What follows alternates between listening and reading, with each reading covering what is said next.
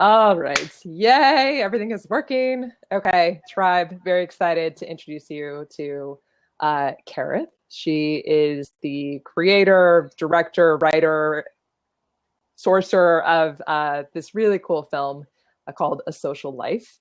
And I wanted her to come hang out today because I thought it would be really interesting to have a conversation about social media and for many of us, how much a part of it is of our lives, and also how that can kind of at times get in the way of the things that we want to do and making progress. And if any of you are like me, it is something that I find myself compulsively using to procrastinate or to numb out or to, just distract myself. And I often don't really realize that until it's actually been happening for, I don't know, like 30 minutes. So anyhow, I first wanted to give Kerith a chance to just share a little bit about the film and kind of how she came to create it and all that good stuff. So Kerith, welcome, and would love for you to share a bit about you. And thanks for having me. Of course. Yeah, I'm happy to share. I mean, my experience, I don't think is new or unusual. I think it sounds a lot like yours, Amy. Yes. But, I grew up in my career in the media world. And so I found early on that part of my job was to be an early adopter and to explore all of these new platforms. And so I remember the days of Friendster and MySpace totally. and, Yeah. the very first online dating, which I signed up for literally to see how it would work so we could pitch them for media spend. So, it was actually part of my job, but I found it really fun and exciting. And I've always liked technology, and I've always been really interested in how that affects our interpersonal relationships. Yeah. But fast forward 15 years later into my career, and, now I'm making content for digital media, and I'm very cognizant of making content that's going to be liked and shared and commented on. And I'm very, very aware of my brand and how people perceive me. And that just all sort of weighing on me, started weighing on me. And I, at the time was in an executive job that required a lot of connectivity. I pretty much had a phone in my hand all day. And, my husband has a very high level job and was doing the same. And I saw quite often both of us sitting on the couch staring at our devices. And at the same time, I really felt that I wanted to craft a story that was very much in my own voice and something that I was truly interested in, as opposed to making content for other people. And I sat down to write, and this is the story that came out. So A Social Life is a short film that's 8 minutes long. It's about a career-oriented young woman who is living her dream life online.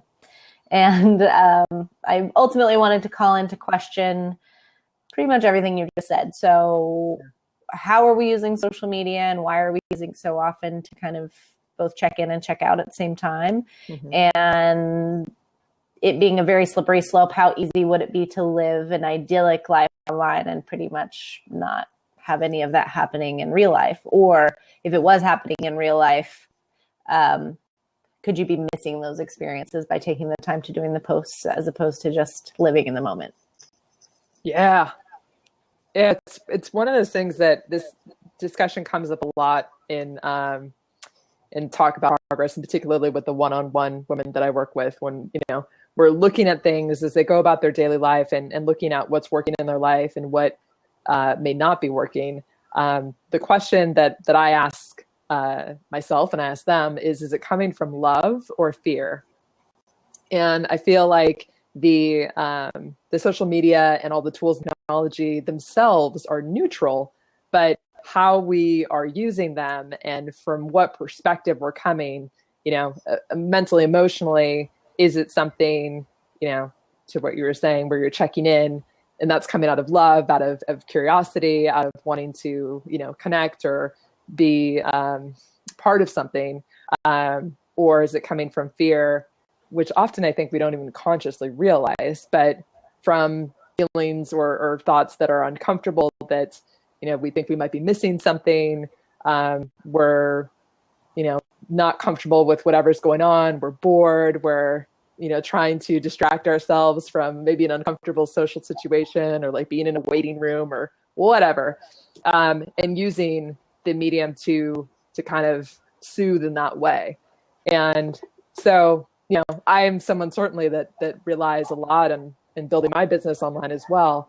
But yeah, really in the film, really resonated for me and kind of was like, oh wow, sweetheart, like this is really my life actually. Where there's that sort of compulsive checking and the waking up in the morning and the very first thing I do is looking at my phone, and frankly, like I'm trying to make peace with that. I'm also trying to deal with a flying creature here. But yeah, it's what I love about the film is I feel like it's very poignant in simplicity, and it's only 8 minutes long, but it's something that kind of gives us a sort of a reflection back of what is true for so many of us. Yeah, when I made it, that was my hope, is that, sort of anybody that would watch it could come away with at least one thing that they recognize a little bit in themselves, Mm-hmm. Kind of in a little bit of a bad way, but more in a kind of a wake up call kind of way.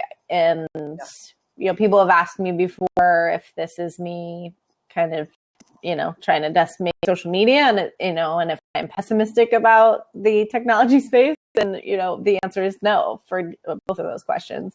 Yeah. I'm a fan of social media. I'm married to my husband because of social media.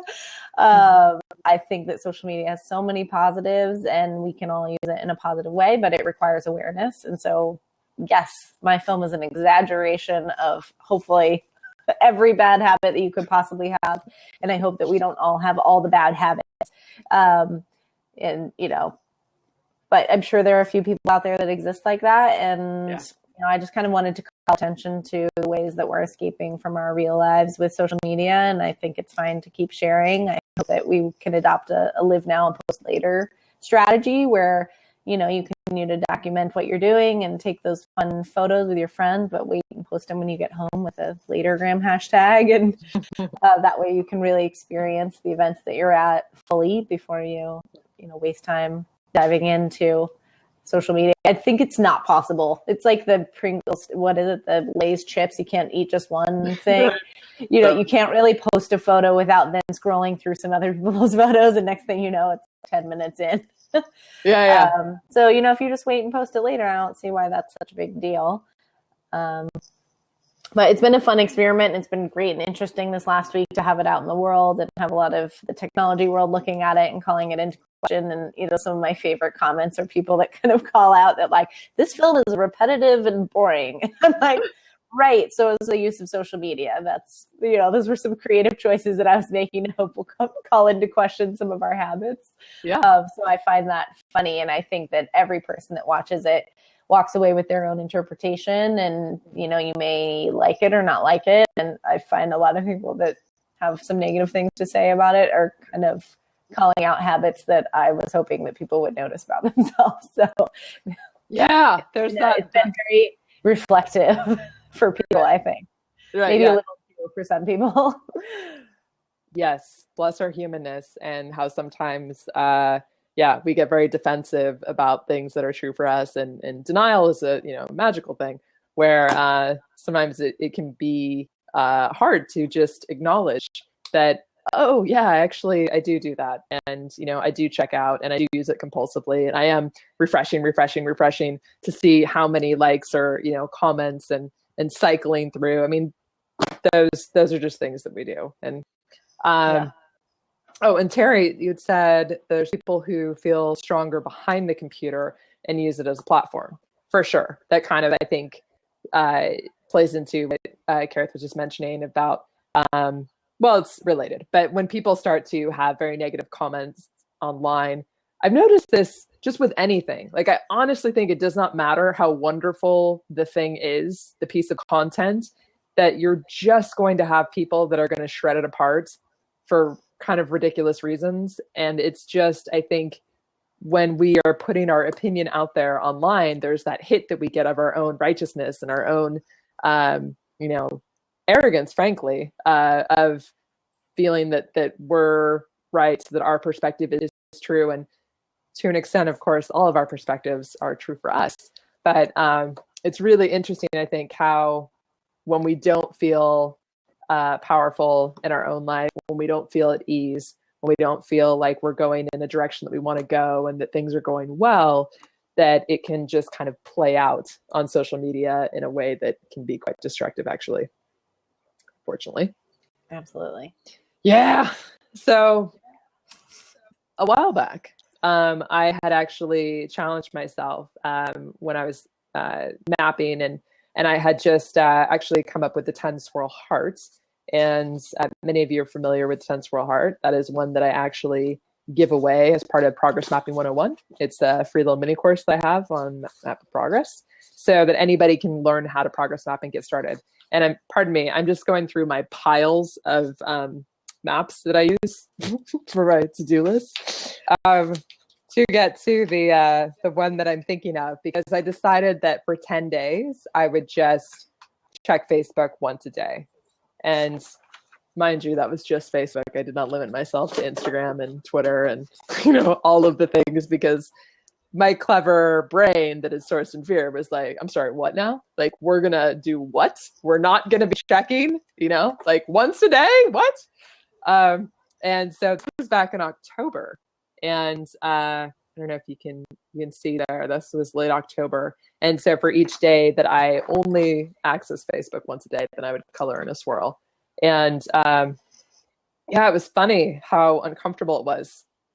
I guess there's a level of like fear of missing out.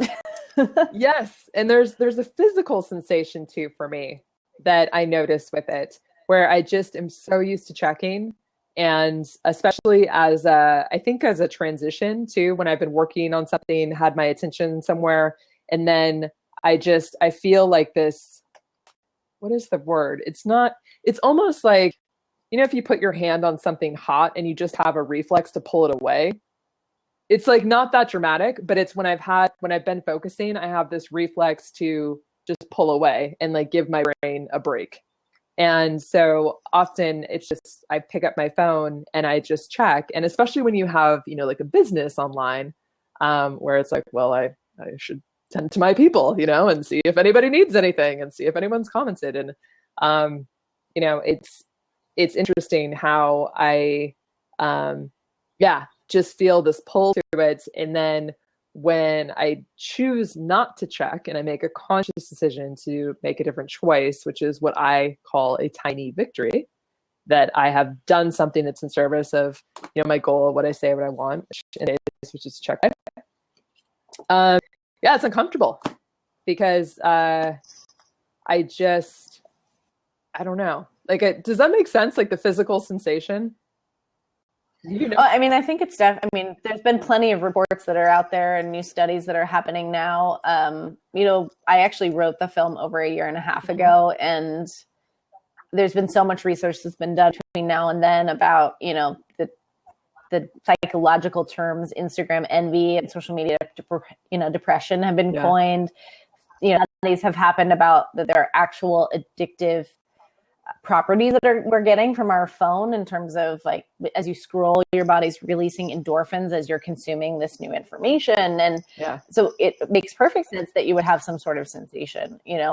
For me, part of doing the film was recognizing that I was starting to form habits that I didn't want to have in terms of checking all day and using it as an escape mechanism. And so, and different things. For me, the ending of the film, which, doesn't give anything away to people, is about like figuring out what your boundaries are and like how are you going to manage that on your own. I don't believe in quitting all of the platforms. Yeah. I think that technology is here to stay. I think it's a great way to connect. I think it's a great way to form communities of like-minded individuals like yourself with Map Progress. And, there's plenty of great marketing tools out there. Sure. But on the personal level, I just think that awareness is most important. So being aware of your habits, like you said, why are you turning to the phone? Making sure that you maintain your personal relationships. And so if you are feeling kind of down or depressed, that you have an outlet, a real live person to turn to and to reach out to for help and support. I think that that's super important. I don't think that technology will ever, replace that human to human contact and the human to human support system. So that to me was the most important message of the film. And I think we should all continue taking selfies with our friends. It's fun, and keep posting them. It's nice to share and see what other people are doing in their lives, but let's be a little bit mindful about it. Yeah, because and this is so much like part of Map Your Progress, and the message that I hope to convey to anyone is that when it comes to changing habits or going in a different direction, going to something we want, I'm a huge believer in being kind about it and being very compassionate and loving to ourselves. And that's why I use the word sweetheart with myself. Like, that's my code word to kind of interrupt when I notice that I'm in fear, when I notice that I'm being compulsive, when I notice that I'm mindlessly scrolling. It's just, sweetheart, it's okay. Like, let's put the phone down. For me, that's kind of how I talk to myself. And that is one of the more useful things when I just put it somewhere else, like across the room, or, I leave it behind, that it just gives me a little bit of space and breathing room. And again, making those conscious choices not to do something, not from a place of like shaming or guilt, or I'm this terrible person because I am, addicted to social media, but to just come from an awareness, like you said, and just, okay, sweetheart, like, I can see that this is coming from fear. So I'm going to choose something else. Even though it's a little uncomfortable, I'm going to make a choice out of love for myself. And then I get to feel good about having made that choice. And, for me, again, that's what the tiny victory is about. So, I just think that coming always back to a place of love, of kindness, of having a sense of humor about it, and just, being easy with ourselves. Because it's such a part of our modern life now. And I agree, it is not going to go away. And it's not, again, in and of itself, I don't think it's the issue. It's just us learning what works for us and what's right. And, kind of that relationship to the tool and the technology. I think that's what there is for us to figure out for ourselves.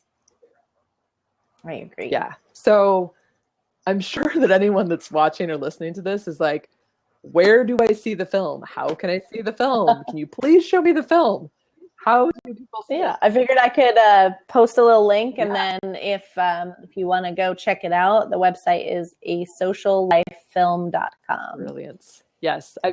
And if you're watching it on YouTube, feel free to like and comment. We're trying to start a conversation, and it's been really interesting to see people's comments on it. And they run the gamut for sure, but overwhelmingly, I feel like the response has been positive, and people do agree that we use it a bit too much, and we kind of have to figure that out. And for me, I tell everybody, at the end of the day, it's your choice. We're all humans with choice in our bodies, and whatever you figure out works for you is fine. I really didn't want to take a stand and say that there's one way to live, because I don't believe in that. But you got to figure out what works for you. Like for me, it's about kind of managing the number of times and making sure I'm not using it for procrastination, just because there's so many things I want to accomplish, and taking some time outs on it. So like over the summer, I went on my honeymoon for 2.5 weeks, and I deleted all the apps from my phone. And it was wonderful to just be in the moment, take pictures as we went along, and not have to worry about whether it was, Instagram friendly or what kind of wee catchy phrase I was going to post with it. But yeah, it was a nice little timeout, and it definitely helped me be more present in that moment, which was really important to me. Yeah, no, I love that. And I think it's really smart, especially for certain situations, special occasions, to just take it off your phone if need be. And, just know what you need, know your own limits. And I also find too that I tend to think in status updates. And I will notice myself like just going about my day, and just coming up with the next status update. And I just try to, again, have a sense of humor about it. It's like, okay, sweetheart, that was a good one, but like, we don't need to post it. We don't need to act on every single thought and, every witty, clever thing. So yeah, I think it's interesting. It's fascinating for me. And I think it's like you said, starting to have a conversation about it. It continues to unfold. And yeah, I would love for people to go see the film. I got to see it as well at a film festival, actually, that went to down here in Southern California. And Kerith has been taking this to many film festivals, right? You've been all over. Yep, we've been to 9 festivals in 6 months. And so had a great run. We went to Australia. We've been all over the United States with it. It's been really fun and felt like it was the right time to put it out online. And it's been, throughout the whole process, it's been very ironic. It's just after the very first festival we premiered at in Canberra, Australia, an Australian social media star quit social media and posted this video basically just berating social media and how it's ruined her life. And and so, every so often there've been this very interesting, timely pop culture update. So just yesterday, Daisy Ridley, who is one of the stars of Star Wars, just posted something on Instagram basically calling out how all of our lives are highly curated and we shouldn't believe everything we see on social media, and that we should all, she pretty much posted the exact message of the film. So it was pretty amazing. I just reposted that on their Instagram. And, the conversation is happening and very interesting. It's coming a lot from the tech world of people that are creating these apps and then seeing now how they're being used. So it's nice to be a part of that conversation. And that at the end of the day was my goal, was to conversate with other people, which is just furthering our human to human contact relationships and create some sort of awareness, not tell anybody how they should live. Yeah, no, everybody's got to find what's worked for them. I'm just reading a comment. Terry says, I'm so old, it never occurs to me to post but once a day. And it has nothing to do with me personally. LOL. Spirits at work. Yes, it's definitely something that I think is affecting different generations in ways. But, it's funny because my mom, she's totally adapting social media best practices and doing all the things. And it's amazing how it really does span the whole spectrum of. Yeah, we showed the film at a film festival outside of Las Vegas, which is a pretty big retirement community. And at the beginning of the, I like that Terry is getting addicted to blab. I could see getting addicted to this too. Exactly, it's very easy. But at the beginning of screening, as everybody was filing in, I had a little moment where I was like, oh, great, nobody's going to like my film. It's super young. And at the end, I had more people at that festival come up to me than any other festival and tell me, little old men in their 70s and so sweet. Ladies that just retired, telling me that they saw a lot of themselves in this young woman character, which was amazing to me, and that how they all were finding themselves being kind of addicted to social media because now they're getting on late in life to connect with old friends and to see their, all their kids, baby pictures and things. And it, it's a thing. It happens. We all get sucked in. It's true. I love that. Yeah. No, this is the being human part. We are more alike than different. Yeah. So fantastic. Yes. So please post the link so that everybody can go check it out. It's so well done. It really is. And again, it's just 8 minutes, and you've said a lot in 8 minutes. Actually, it's really I don't know. It actually, I've seen it multiple times, but each time I'm just like, wow, yes. It's we just sit with that for a second and let that sink in. And it's a wonderful invitation, I think, to just sort of reflect on how we use it and just having that, be in service and something that's contributing to our health and where we want to go. So Terry's asking, can I? Yes, absolutely. Yes, please. Absolutely. I'll post the link right now. Okay, perfect. All right, my dear. Well, thank you so much for coming by and chatting. And I'm excited.